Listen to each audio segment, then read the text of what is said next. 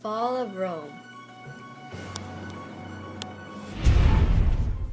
The most straightforward theories of why Western Rome fell was the consistent military losses against the barbarians. Rome had many encounters with the barbarians before, but by 300 AD, the Goths had infiltrated Rome.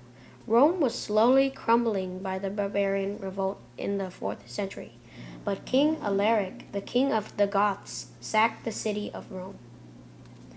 In 476 AD, the leaders of all the Germanic tribes, Odoacer, led an attack which got rid of Romulus Augustulus.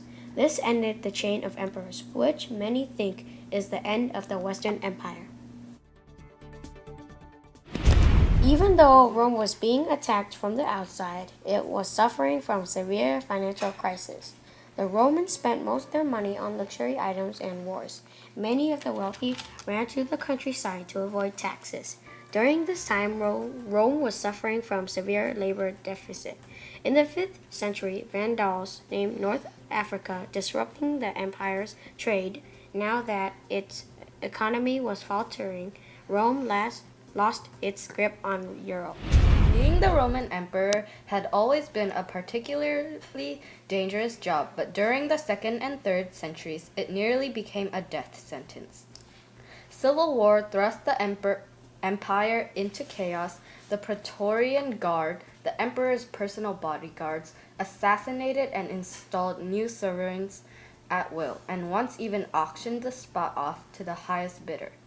As the situation worsened, civic pride waned, and many Roman citizens lost trust in their leadership. At its height, the Roman Empire stretched from the Atlantic Ocean all the way to the Euphrates River in the Middle East, but it may have also been its downfall. Even with their excellent road systems, the Romans were unable to communicate quickly or effectively enough to manage their holdings. Rome struggled to marshal enough troops and resources to defend its frontiers from local rebellions and outside attacks, and by the 2nd century, the Emperor Hadrian was forced to build his famous wall in Britain just to keep the enemy at bay. Decline of Rome accelerated with the spread of Christianity, and some have argued that the rise of a new faith helped contribute to the empire's fall. Christianity displaced the polytheistic Roman religion, which viewed the emperor as having a divine status, and also shifted focus away from the glory of the state and onto a sole deity.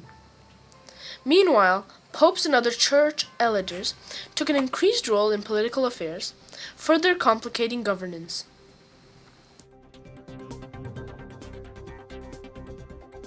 This is why Rome fell.